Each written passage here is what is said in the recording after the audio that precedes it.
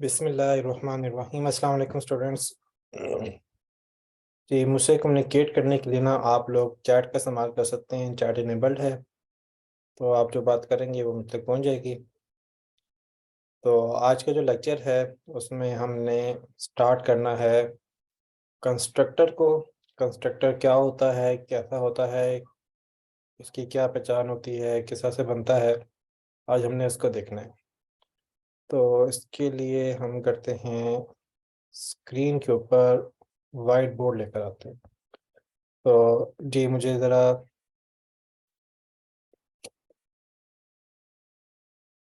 जी मुझे काइंडली बताइएगा कि आपको वाइट बोर्ड अगर नज़र आ रहा है तो हैंड रेज करके कंफर्म कर दें। ओके, ठीक है, गुड। अच्छा जी, हैंड डाउन कर लें, और किसी ने थम अप किया हुआ है तो वो भी काइंडली डाउन कर लें तो बेहतर है। अच्छा। तो हमने आज देखना है कंस्ट्रक्टर को। कंस्ट्रक्टर क्या होता है? कंस्ट्रक्टर जो है एक ख़ास किस्म का फंक्शन है। मैं यहाँ पे करता हूँ कि स्पेशलाइज्ड फंक्शन है या मेथड है। अब ये स्पेशलाइज्ड क्यों है? क्योंकि जो उसका पर्पस है वो इसको स्पेशलाइज बनाता है। ठीक है, तो अब इसका पर्पस क्या है? तो इसका पर्पस ये है कि एक तो ये यूज़ होता है to create memory of the object. Object की मेमोरी क्रिएट करने में इसका इस्तेमाल होता है।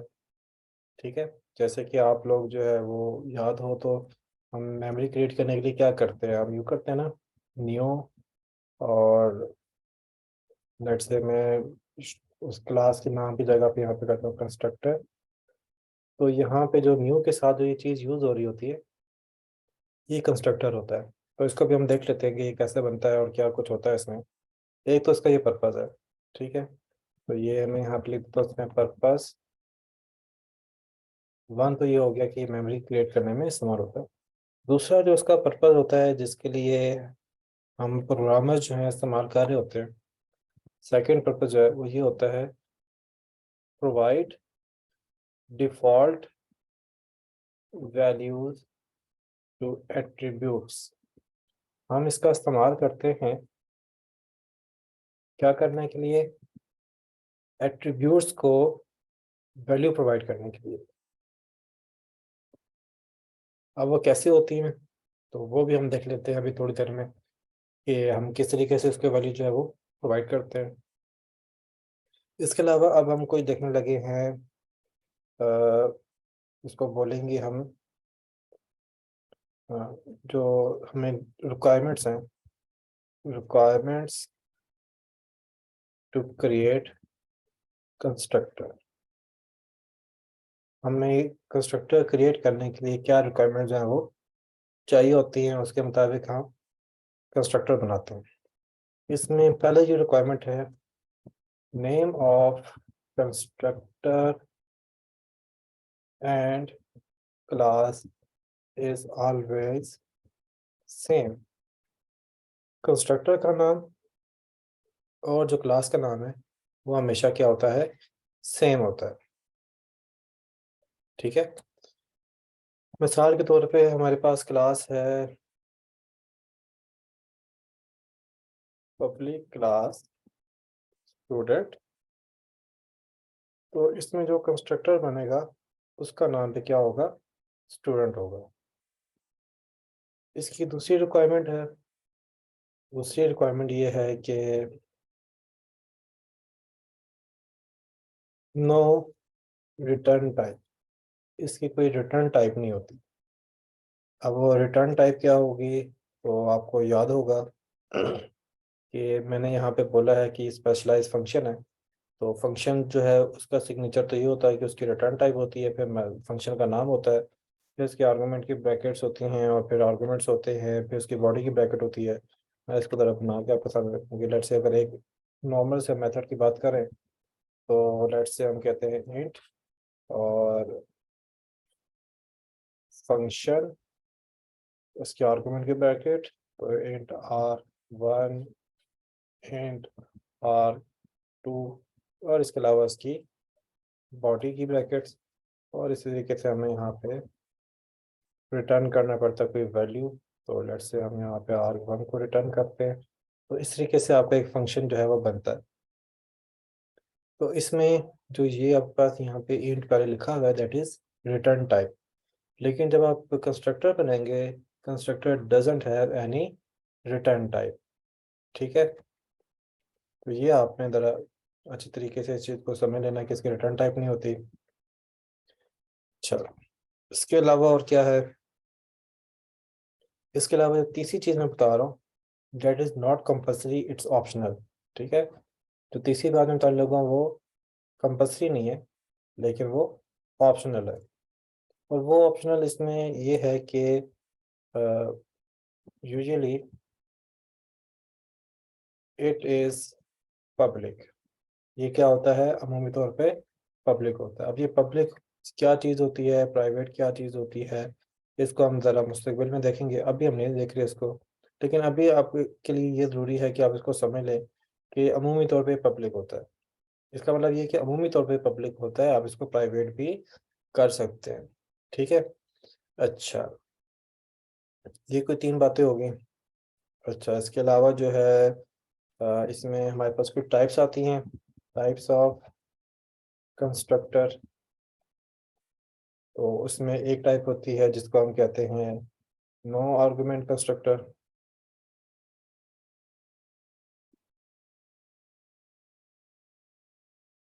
दूसरी टाइप होती है जिसको हम बोलते हैं डिफॉल्ट कंस्ट्रक्टर। और तीसरी टाइप होती है जिसको हम पैरामीटराइज कंस्ट्रक्टर कहते हैं।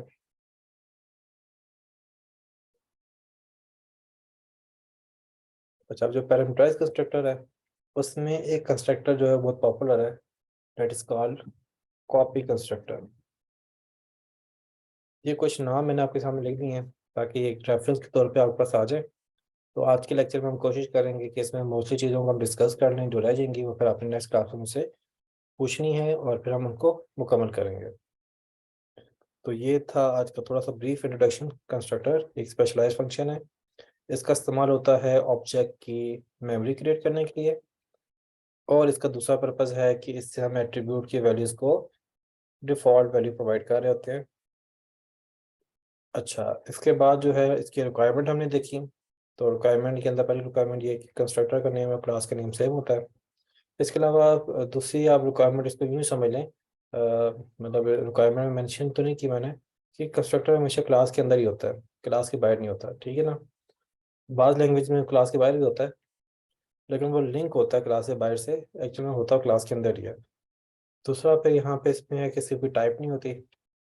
तो इसमें जैसे आपके पास रिटर्न में होता है ना कि आपकी रिटर्न टाइप होती है वाइड, तो हम इसको कहते हैं कि जिसकी भी टाइप नहीं होती तो हम उसको जो है वाइड लिखते हैं।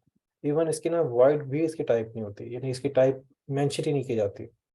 तीसरी चीज़ इसमें ये है कि अमूमी तौर पर इसको पब्लिक रखा जाता है, इसके अलावा पब्लिक के अलावा भी रखा जा सकता है, लेकिन अमूमी तौर पर ऐसा रखा जाता है। और इसके अलावा हमने कुछ टाइप्स देख लिए हैं, अब वो टाइप्स क्या है, किस तरीके से हैं, तो आज हमने उन चीज़ों को भी ऑब्जर्व करना है।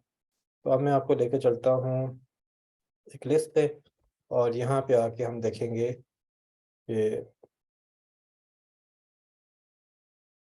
हम कंस्ट्रक्टर कैसे बनाते हैं, और जो हमने अभी रिक्वायरमेंट्स वाला देखी हैं वो उसमें कैसे फुलफिल होती हैं।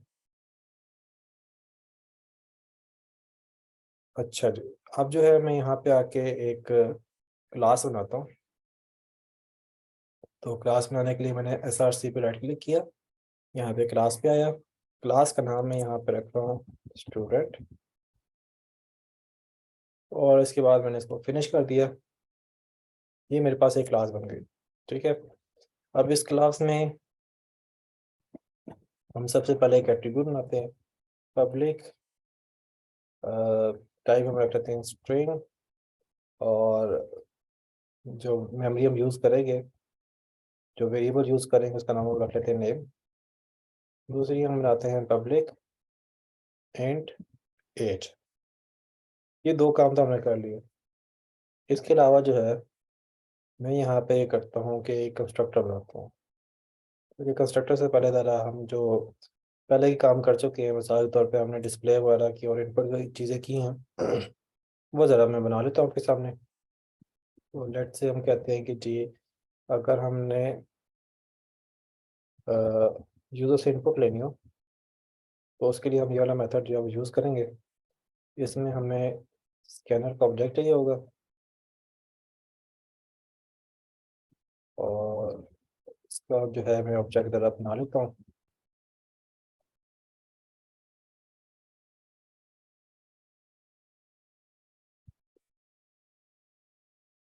इसके बाद जो है हम एक मैसेज डिस्प्ले करते हैं, एंटर नेम, और इसके बाद जो है नेम को हम वैल्यू जो है वो स्कैनर की मदद से ला के दे देते हैं।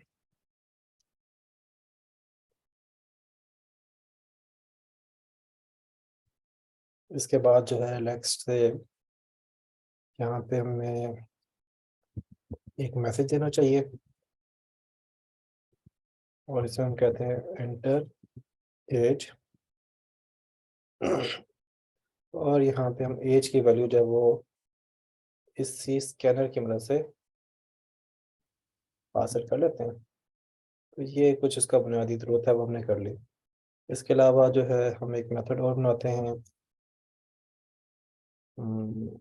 सेट के नाम से मैं बना रहा हूँ उसको। इसमें नेम आएगा और इसके अलावा एज आ जाएगी। तो नेम इक्वल्स एन करके नेम को वैल्यू असाइन कर दी, एज इक्वल्स ए करके अपने एज को वैल्यू असाइन कर दी। ये सेट का मेथड बन गया। इसके बाद नेक्स्ट जो मेथड हम बनाते हैं वो हम ये करते हैं कि डिस्प्ले करवाने के लिए तो हम डिस्प्ले का एक मेथड बना लेते हैं और यहाँ पे हम डिस्प्ले करते हैं नेम, तो साथ में हम कंकैट कर लेते हैं नेम की मेमोरी को और इसके साथ ही हम एज को हम यहाँ पे यूज़ करते हैं और एज की मेमोरी को हमने यहाँ पे कंप्यूट कर दिया, सॉरी कंकैट कर दिया। ओके, ये मेरे पास जो है वो बेसिक सही क्लास बन गई है और कुछ उसके एट्रीब्यूट और इसके कुछ मेथड जो है मैंने बना लिए। अब इसके बाद जो है नेक्स्ट जो है मैं आपके सामने कंस्ट्रक्टर बना लूँगा। कंस्ट्रक्टर भी जो है मैं क्लास के अंदर किसी जगह बना सकता हूँ। कंस्ट्रक्टर हमेशा क्लास का बनता है। तो उसमें कंस्ट्रक्टर में पहली चीज़ तो ये हो जाएगी कि हम नॉर्मली उसको पब्लिक बनाते हैं, तो मैंने यहाँ पे पब्लिक लिख दिया। उसके बाद जो है तकरीबन ये काम मेथड की तरह का ही होता है, लेकिन मेथड में जो है रिटर्न टाइप होती है। जैसे कि हमारे पास void का मेथड है, इसकी रिटर्न टाइप void है, इसकी कोई रिटर्न टाइप नहीं होती। फिर इसके बाद जो कंस्ट्रक्टर का नेम होता है और क्लास का जो नेम होता है वो सेम होता है। हमारे क्लास का नेम क्या है, स्टूडेंट, तो हमारे पास कंस्ट्रक्टर का नेम क्या बनेगा, स्टूडेंट। ठीक है। इसके बाद आर्गूमेंट की ब्रैकेट ओपन हुई, क्लोज हुई और उसके बाद यहाँ पे हमने इसकी बॉडी स्टार्ट कर ली। तो ये जो चीज़ मैंने अभी आपके सामने बनाई है दिस इज कॉल्ड कंस्ट्रक्टर। ठीक है। तो ये आपके पास क्या है, कंस्ट्रक्टर है। अब इस कंस्ट्रक्टर में वो तमाम शराइत देख लें क्या क्या शर्तें थी।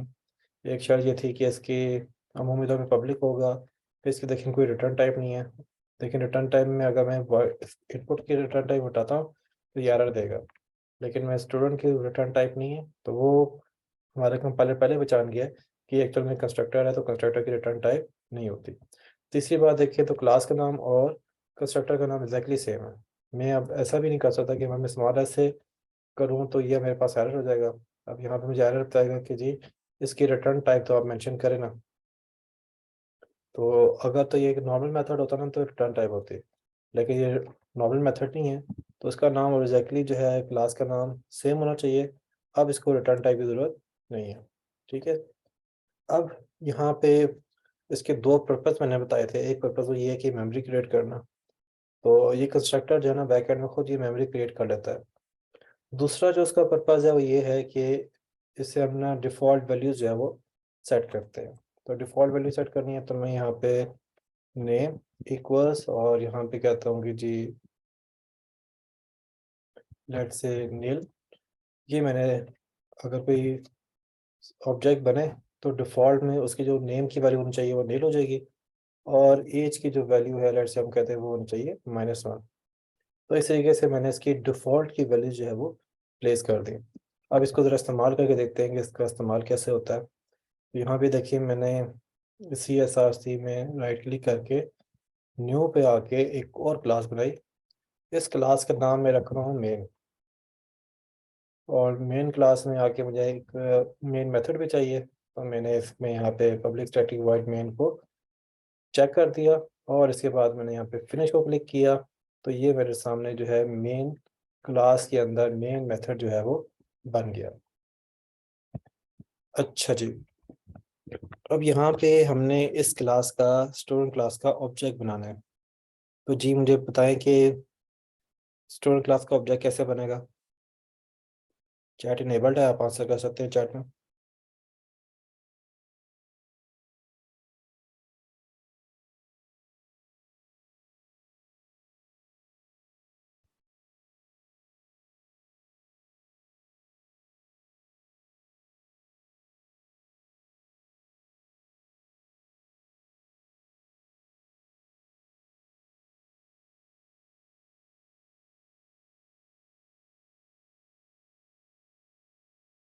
जी मुझे ज़िशान की तरफ से मैसेज रिसीव हुआ है, और अल्बाश की तरफ से भी मैसेज रिसीव हुआ है, और दोनों ने मुझे बिल्कुल सही आंसर किया, वेरी गुड।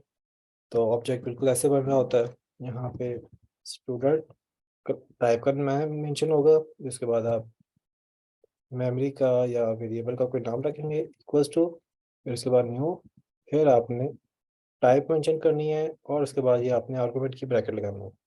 अब यहाँ पे जो आप ये स्टूडेंट और ये यूज़ कर रहे हैं, दिस इज कंस्ट्रक्टर। यहाँ पे जो ये मैंने अभी हाईलाइट किया आपके सामने, ये कंस्ट्रक्टर है। इससे पहले तो हमने कहा था ना कि ये हमने बस ये सिंटेक्स फॉलो करना होता है, लेकिन ये एक्चुअल में हमारा वो कंस्ट्रक्टर है जो हमने यहाँ पे बना के रखा है। ठीक है, अगर ये हमने बनाया है तो ज़रा हम इसको चेक भी कर लेते हैं कि ये क्या वाकई में वही काम कर रहा है कंस्ट्रक्टर जो कि हमने किया है। तो इसके लिए मैं यहाँ पे डिस्प्ले के मेथड को कॉल करता हूँ आपके सामने। इसके बाद मैंने इसको सेव किया। सेव करने के बाद मैं इसको रन करता हूँ, और यहाँ पे देखें तो अब आपके पास जो वैल्यूज़ आ रही हैं वो नेम की नील आ रही है और एज की -1 आ रही है। ठीक है, तो ये हमने कंस्ट्रक्टर कॉल किया है जो कि हमने बनाया है। ठीक है। अच्छा, इससे पहले भी तो आप लोग जो है इसको जब नहीं बनाया था तब भी आप इसको इस्तेमाल कर रहे थे। जैसे कि अभी मैंने इसके अंदर जो है इसको कमेंट कर दिया ताकि ये प्रोग्राम एग्जीक्यूशन का पार्टनर रहे, और इसके बाद मैं अब इसको रन करता हूँ तो पहले वाले की आउटपुट देख रहे हैं, इसके अंदर नेम नील आ रहा था और एज -1 आ रही है। अब मैं इसको रन करता हूँ तो अब इसका नेम जो है वो नल आ रहा है और एज जो है वो 0 आ रही है। तो इसका मतलब ये है कि जब आपने यहाँ पे कंस्ट्रक्टर नहीं बनाया था तब भी आपके लिए जो है यहाँ पे ये कंस्ट्रक्टर जो है वो कॉल हो रहा था।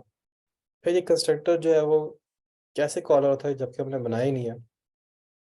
तो इस सूरत में जब आपने क्लास के अंदर कोई कंस्ट्रक्टर नहीं बनाया होता, फिर तवज्जो से सुनिएगा, जब आपने क्लास के अंदर कोई कंस्ट्रक्टर नहीं बनाया होता, कोई कंस्ट्रक्टर नहीं बनाया होता, तब कंपाइलर आपके लिए प्रोग्राम के अंदर खुद से कंस्ट्रक्टर प्लेस कर देता है। ठीक है, अब वो खुद से जो कंस्ट्रक्टर प्लेस करता है, उसकी जो मेमोरीज़ की डिफ़ॉल्ट वैल्यूज़ होती हैं, वो पहले से ही जो है जावा लैंग्वेज के अंदर डिफाइंड होती हैं, वो उसको जो है वो साइन हो जाती है। जैसे कि एज को वैल्यू मिल गई 0, और जो स्ट्रिंग होती है उसको वैल्यू मिल रही होती है नल। ठीक है, तो ये खुद ब खुद जो है वो कंस्ट्रक्टर बना देता है कंपाइलर। अच्छा, अब जो ये कंस्ट्रक्टर जो कि कंपाइलर खुद बना देता है, such constructor is called default constructor. ऐसे कंस्ट्रक्टर जो कि कंपाइलर खुद बना देता है, उसको प्रोग्रामर ने नहीं बनाया होता, ऐसे कंस्ट्रक्टर को क्या बोलते हैं, डिफ़ॉल्ट कंस्ट्रक्टर। ठीक है, तो ये आपके सामने डिफ़ॉल्ट कंस्ट्रक्टर एग्जीक्यूट हो रहा है। किसी का कोई सवाल?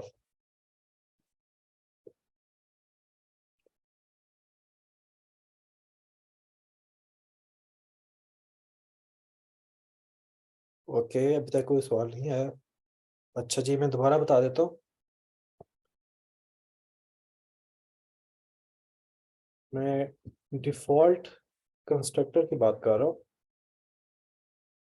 ऐसा कंस्ट्रक्टर जो कि प्रोग्रामर नहीं बनाता, कंपाइलर जो है खुद से क्लास में क्रिएट कर देता है, ऐसे कंस्ट्रक्टर को डिफ़ॉल्ट कंस्ट्रक्टर कहते हैं। तो यहाँ पे इस वक़्त जो है मेरा कोई कंस्ट्रक्टर नहीं बना हुआ। इस वक़्त देखें तो ये कमेंट किया हुआ है, इसको इवन मैं यहाँ से रिमूव कर दूँ और उसके बाद मैं इसको सेव करता हूँ और उसके बाद जो है मैं रन करता हूँ, तो अभी भी तो मैंने कंस्ट्रक्टर नहीं बनाया और ये एग्ज़ीक्यूट हो रहा है।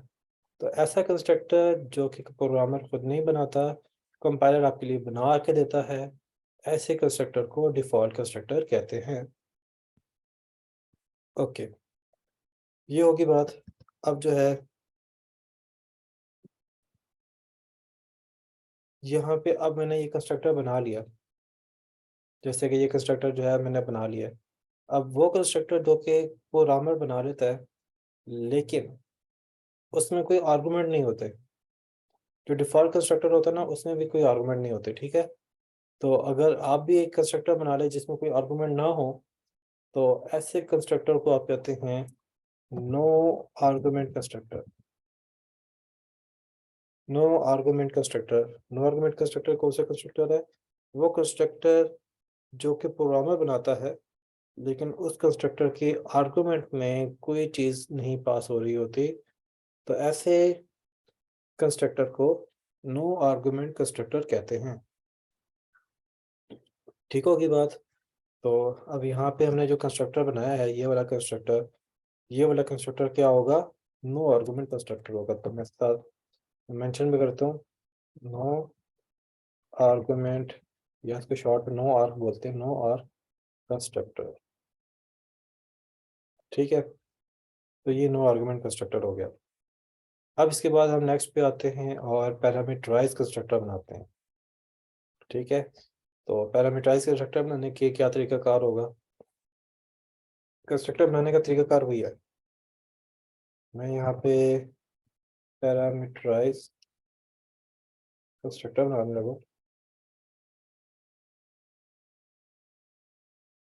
तो इसको बनाने का तरीकाकार वही है। यूजुअली हम पब्लिक का इस्तेमाल करते हैं, फिर क्लास का नेम और कंस्ट्रक्टर का नेम सेम होगा। इसमें जो चीज़ फ़र्क होगी वो ये होगी कि यहाँ पे आर्गुमेंट में होंगे। अभी यहाँ पे एक एरर आ रहा है, वो एरर इसलिए आ रहा है कि मैंने नो आर्गुमेंट का कंस्ट्रक्टर 2 बना दिए हैं, इसलिए यहाँ पे एरर आ रहा है। लेकिन यहाँ पे जब मैं इसको पैरामीटर दूँगा, तो ये एरर ख़त्म हो जाएगा। तो ज़रा हम ये देख लेते हैं। मैं यहाँ पे देता हूँ जी स्ट्रिंग एन और इंट ए। तो एक तो एरर ख़त्म हो गया, वो इसलिए हो गया क्योंकि यहाँ पे क्या हो रही है, मेथड ओवरलोडिंग हो रही है। ठीक है, तो कंस्ट्रक्टर, यहाँ पे कंस्ट्रक्टर की क्योंकि यहाँ पे ओवरलोडिंग का कंसेप्ट है, तो इसको हम बोलते हैं कंस्ट्रक्टर ओवरलोडिंग हो रही है। ठीक है, कंस्ट्रक्टर ओवरलोडिंग किसे कहते हैं? एक क्लास के अंदर एक से ज़्यादा कंस्ट्रक्टर हो, तो कंस्ट्रक्टर ओवरलोडिंग होती है। ठीक है, तो उसमें क्या होगा, उसमें ये होगा कि कंस्ट्रक्टर की जो आर्गुमेंट्स की बेस पे आपका हर कंस्ट्रक्टर यूनिक होगा। जैसे कि अभी ये वाला जो कंस्ट्रक्टर है, ये दूसरा यूनिक कैसे है? क्योंकि इसमें कुछ कोई आर्गुमेंट नहीं है और इसके अंदर 2 आर्गुमेंट हैं, तो इसकी बेस पे ये जो है कंस्ट्रक्टर क्या हो गया, यूनिक हो गया। अब इसको मैं ज़रा इस्तेमाल कर लेता हूँ।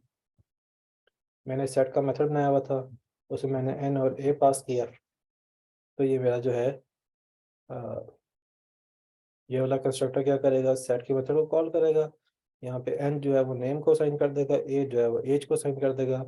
तो इस तरीके से मेरा कंस्ट्रक्टर, ये पैरामीटराइज कंस्ट्रक्टर जो है वो मेमोरीज को वैल्यू असाइन कर देगा। जी, ये पैरामीटराइज कंस्ट्रक्टर समझ में आ गया? अगर समझ में आ गया तो हैंड रेज़ करें।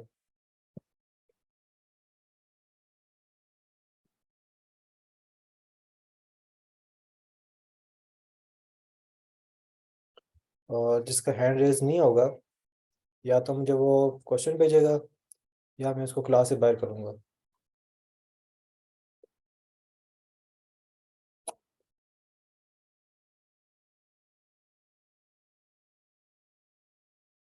हैंड रेज रखिएगा, डाउन ना करना।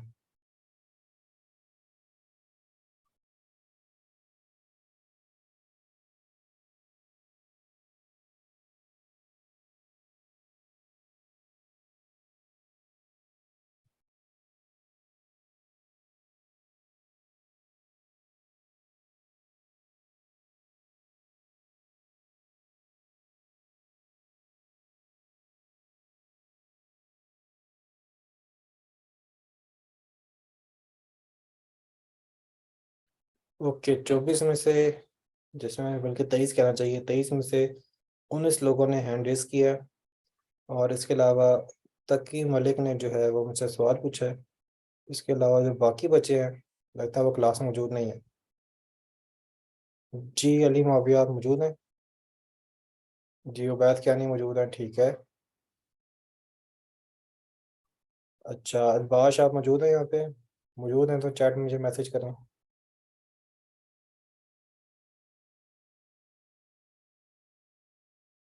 उबैद ठीक है, आप मौजूद हैं, वो मुझे कंफर्म हो गया। मैं अभी बता देता हूँ आपको। अच्छा, अल्बाश आप मौजूद हैं?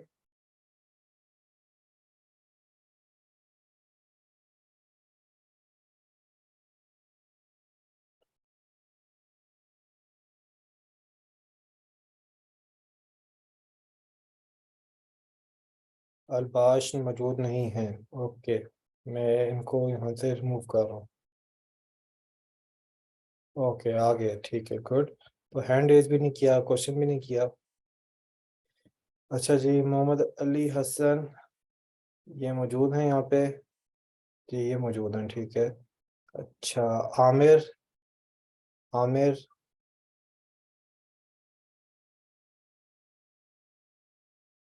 आमिर किधर है?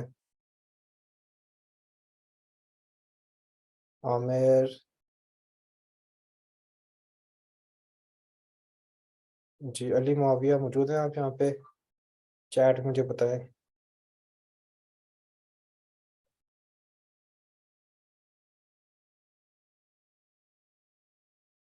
आमिर, अली मुआविया।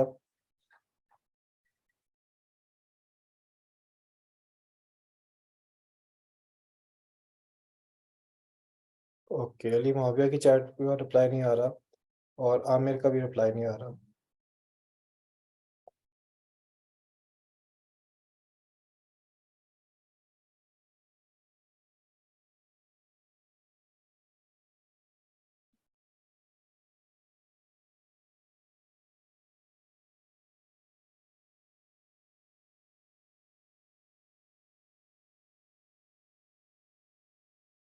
ओके, आमिर का रिप्लाई आ गया।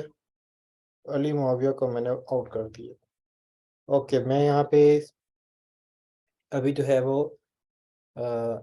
स्टूडेंट जो क्लास है, इसमें मौजूद पैरामीटराइज कंस्ट्रक्टर की मैं बात कर रहा था, ठीक है। तो मेरा आप लोगों से सवाल ये था, या तो आपको ये समझ आ गया तो फिर आपने हैंड रेज करना है, और अगर नहीं समझ आया तो आपने क्वेश्चन पूछना है, ठीक है। तो मुझे यहाँ पे एक क्वेश्चन जो पूछा गया, ठीक है, अब आप लोग हैंड डाउन कर सकते हैं, थैंक यू।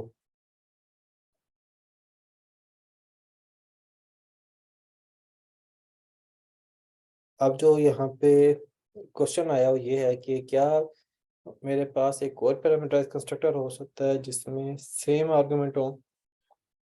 तो उसकी एग्जांपल आप जरा देख लें। यहाँ पे मेरे पास एक और कंस्ट्रक्टर है, ठीक है। और इसमें जो है सेम आर्गुमेंट है, लेकिन मैंने उनका ऑर्डर चेंज कर दिया, ठीक है। ये मैंने इनका ऑर्डर इस तरीके से चेंज कर दिया। तो अब भी जो है मैं यहाँ पे इसको बना सकता हूँ। तो इसमें जब आपकी कंस्ट्रक्टर ओवरलोडिंग होती है, मैं मेंशन भी कर देता हूँ, कंस्ट्रक्टर ओवरलोडिंग। जब कंस्ट्रक्टर ओवरलोडिंग होती है तो उसमें दो तरीके से कंस्ट्रक्टर जो है ना वो यूनिक हो जाता है। एक तरीका तो ये होता है कि दो कंस्ट्रक्टर हैं, उनके आर्गुमेंट डिफरेंट हो, जैसे ये आर्गुमेंट इसमें है ही कोई नहीं, और इसमें दो आर्गुमेंट हैं, तो इस तरीके से ये कंस्ट्रक्टर जो है वो डिफरेंट हो जाएगा, ठीक है।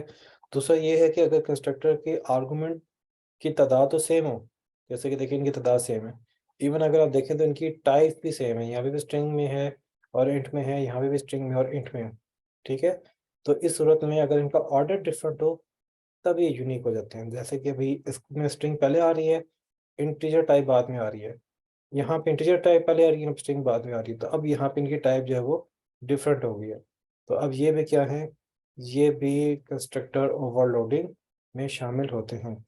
मुझे उम्मीद है कि जिनका ये सवाल था कि कंस्ट्रक्टर ओवरलोडिंग जो है वो उसके लिए क्या सेम तरह के फंक्शन हो सकते हैं, सेम तरह के आर्गुमेंट हो सकते हैं, सेम तरह के आउट हो सकते हैं, लेकिन उसमें क्या फ़र्क होगा, उसमें फ़र्क इतना होगा कि आपको जो है ऑर्डर जो है वो डिफरेंट रखना पड़ेगा। Okay good. अच्छा जी, अब जो है जो मैंने ये कंस्ट्रक्टर बनाए हैं इसको मैं ज़रा यहाँ पे बना के यहाँ पे इस्तेमाल करके आपको बताता हूँ। अब जो है हमारे पास एक कंस्ट्रक्टर है जिसमें हमने नेम और एज बतानी है। तो उसमें क्योंकि पैरामीटर रखे हुए हैं, पैरामीटराइज कंस्ट्रक्टर है, उसमें हम पैरामीटर प्रोवाइड करेंगे, तो यहाँ मैं पैरामीटर प्रोवाइड करता हूँ। तो पहला इसमें हमें नाम बताना है, तो पहला नाम हम बताते हैं इसमें जी फयाज खान कर लेते हैं। ठीक है, और इसकी एज हम रख लेते हैं जी 22।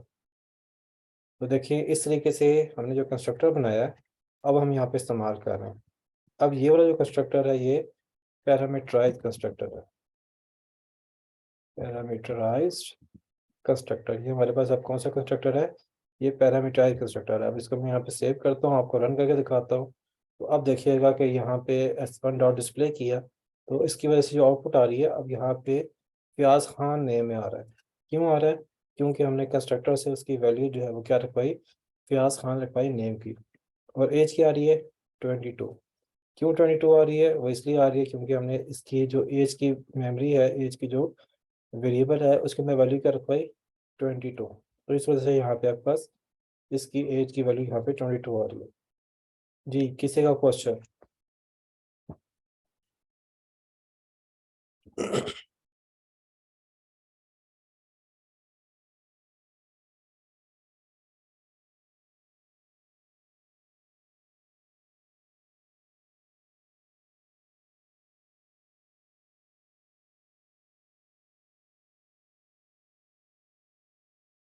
ओके, तो जितनी देर में अगर किसी का कोई क्वेश्चन होता है तो वो मुझे रिसीव होता है, इतनी देर में हम अटेंडेंस मार्क करते हैं। अटेंडेंस मार्क करने के लिए भी आपने करना ये है कि आपने अपना नाम और अपना रजिस्ट्रेशन नंबर दोनों, अपना नाम फुल नेम लिखना है आपने, और अपना registration number full registration number जो है वो आपने एक ही चैट में, एक ही सिंगल चैट के अंदर ही आपने दोनों लिखनी है। और उसके बाद आपने मुझे चैट में सेंड करने हैं, तो जो चैट मुझे रिसीव होगी उसकी बेस पे आपकी जो है अटेंडेंस मार्क होगी।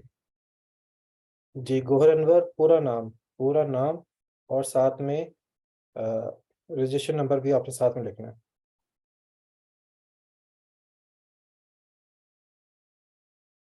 मुझसे सवाल पूछ रहे हैं कि क्या मेन क्लास में कंस्ट्रक्टर बना सकते हैं, बिल्कुल बना सकते हैं। तो मेन क्लास का कंस्ट्रक्टर बनाना है तो हम कैसे बनाएंगे, तो पब्लिक आ गया, क्लास का नाम और कंस्ट्रक्टर का नेम सेम होता है, तो मेन आ गया, और उसके बाद हमने इसकी बॉडी बना ली, तो देखिए आपका कंस्ट्रक्टर बन गया। मेन क्लास के अंदर भी कंस्ट्रक्टर बना सकते हैं, इसमें कोई मसला की बात नहीं है।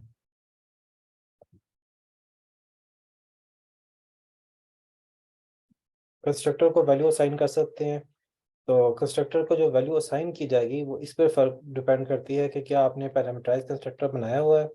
मिसाल के तौर पे देखिए यहाँ पे स्टूडेंट क्लास के अंदर मैंने यहाँ पे पैरामीटराइज कंस्ट्रक्टर बनाया है ना, तो ये वैल्यू रिसीव करने के काबिल हैं। तो इस लिहाज से अगर मैं यहाँ पे वैल्यू दे रहा हूँ तो यहाँ पे वैल्यू दिए प्रोवाइड कर सकता हूँ। लेकिन लेट्स से मैं यहाँ पे मेन क्लास का जो है ऑब्जेक्ट बनाता हूँ, मैंने मेन का ऑब्जेक्ट बनाया एम इक्वल्स टू मेन।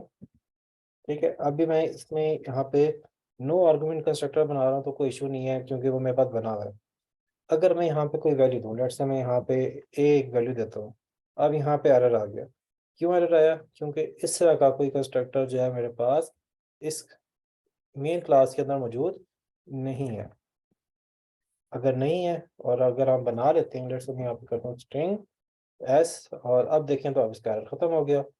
तो इस पर डिपेंड करता है कि आपके पास जो आपने आर्गुमेंट में कंस्ट्रक्टर को वैल्यू देनी है उस तरह का कंस्ट्रक्टर होना आपके पास ज़रूरी है, उस टाइप का पैरामीटराइज़्ड कंस्ट्रक्टर होना ज़रूरी है।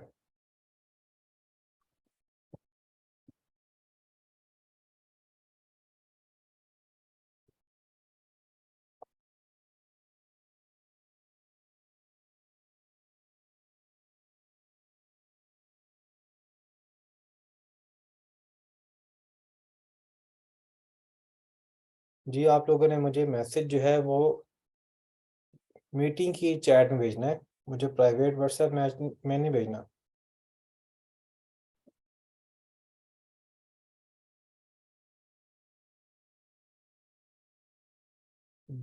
जी, सवाल मुझसे पूछ रहे हैं कंस्ट्रक्टर की वैल्यू ऑब्जेक्ट स्टोर करेगा। जी, कंस्ट्रक्टर की जो बनाने का एक पर्पज़ है वो यही है कि आपके जो एट्रीब्यूट है उसकी वैल्यू को उसको स्टोर करें, ठीक है? तो इस सवाल को ज़रा अभी पेंडिंग रखें।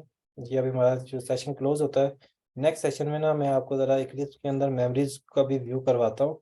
तो आपको मैं वहाँ पे दिखा देता हूँ कैसे मेमोरी जो है वहाँ पे प्लेस हो रही है, वैल्यूज़ कैसे आ रही हैं। ओके स्टूडेंट, मिलते हैं नेक्स्ट सेशन में, और नेक्स्ट सेशन जो है जैसे ही सेशन क्लोज़ होगा अगला सेशन स्टार्ट हो जाएगा।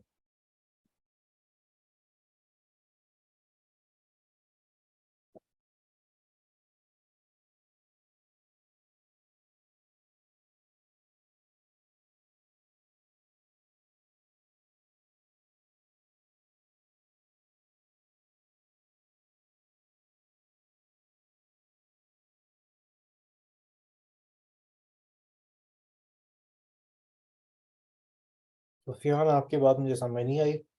नेक्स्ट मीटिंग में ना मुझे चैट में बताइएगा।